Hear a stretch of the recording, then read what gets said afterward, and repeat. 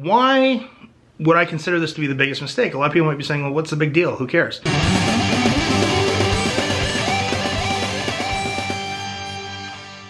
Friends, Brian here, and I wanted to take just a quick minute to talk about what I consider to be the biggest mistake guitar players make.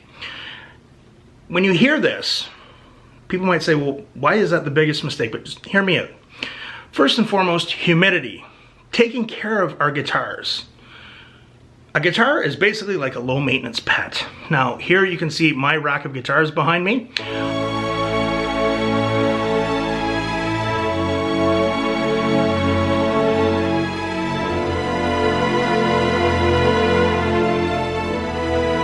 I don't have the amount of guitars that I used to, but since I kind of retired from playing live a while ago, actually it was years ago, and I just didn't see the need for having 15 or 16 guitars sitting around. But I still have a pretty good collection of guitars.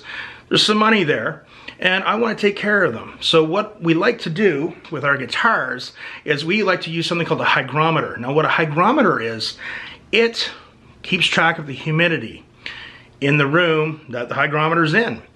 Now for guitar, because guitars are made out of wood, and wood reacts to moisture and humidity in the air. If there's too much, weird things start happening to the guitar. If it gets too little, things can happen to the wood as well. Now for me, right now, I live in Canada, so the summers are pretty humid where I live, and so are the spring. So are the springs? I don't know, what's proper English for that? Springs? I don't know. Those seasons are pretty humid here, but in the wintertime, it's very cold. We get a lot of snow and it's very cold, and when we turn the heat on to warm our homes, it dries out all the humidity, so it gets very dry. Nasty stuff can happen to your guitar. Wood starts cracking, bridges start lifting, really sick things start happening to the guitar, and it can really damage them. So in the wintertime, I use a humidifier. People get these confused. And in the summer and spring, I use a dehumidifier. So a humidifier puts moisture in the air, and during the winter time, I will have that running. And also in the damp months, I have a dehumidifier running. It's kind of weird, but that's how it is. We want to keep the humidity on our hygrometer between about 35 and 50%. Now, for acoustic guitars, a lot of people like to store them in the case, and you get little MIDI humidifiers that you can put in your case. It helps keep the humidity in. That's a whole different story. I like to keep my guitars out for a few reasons, but also one of the practice tips I give people is when you keep your guitar out and it's around where you're going to be that night, it's easier to grab your guitar and practice. For some people, if they keep their guitar under their bed in a case and they're out watching TV, human nature, oh man. Oh, wait till the next commercial. I gotta go get my guitar. Sometimes it won't happen. So I have also a dehumidifier during the really damp months. Why would I consider this to be the biggest mistake? A lot of people might be saying, well, what's the big deal? Who cares? Well, often beginners on the guitar, especially parents with kids, but some adults, they don't want to invest too much into the guitar and guitar lessons until they're sure that they're going to take to it or that their child's going to practice. And what they tend to do is they happen to have this, every family has this old relic guitar that's been sitting in a closet for 30 years that belonged to their Uncle Jed. You know about Uncle Jed, the best guitar player that you've never heard of.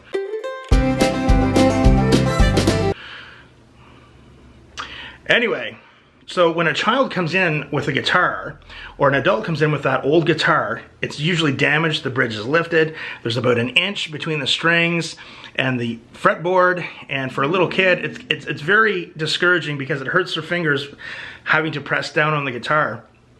And it's just very discouraging. Doesn't stay in tune very good, and it might be a bit of a repair bill as well. I often find that heartbreaking because a lot of people, you know, their intentions are good, and I'm honest with people. For the guitar, you have to be patient for the first little while. When your body starts getting used to this, you're training the motor units and nervous system to be fretting on the guitar, and it takes a little while to feel that your fingers are finally on your side. But once that starts happening, it's like a snowball effect. Things start really happening.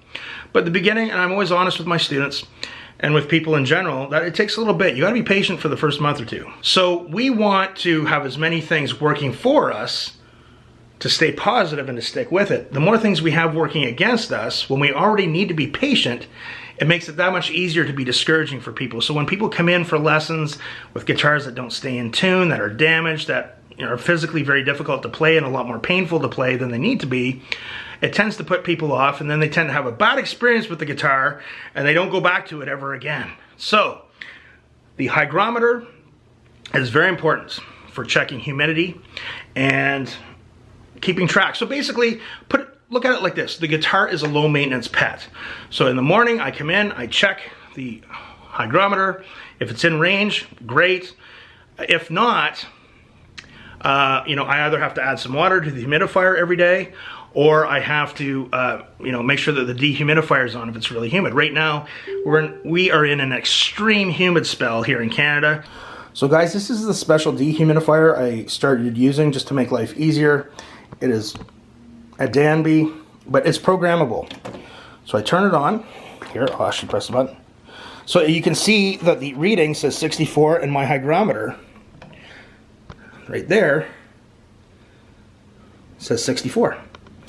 So we know that they're compatible. It's an accurate reading for the humidity in the room. And what I can do now is I can program this. So there we go. We have it set up. So it's running now.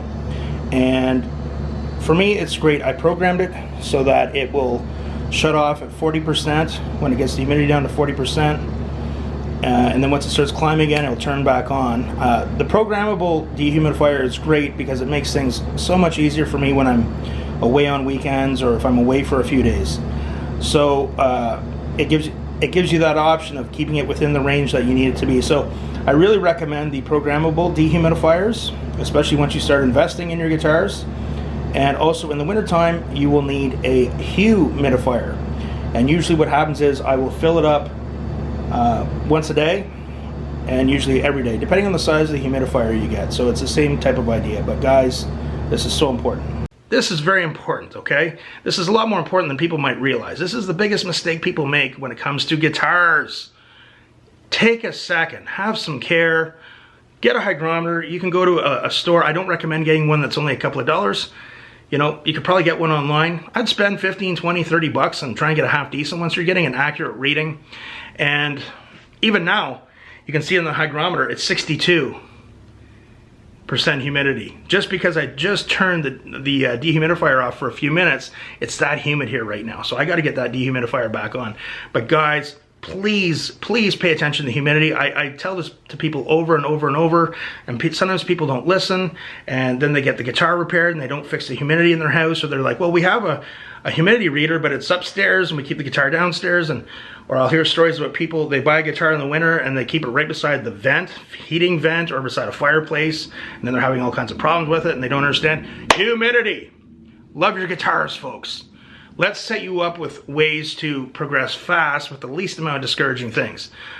Take a minute, put some effort into your guitar, monitor your humidity. All right, folks, I hope that helps, and we will see you soon.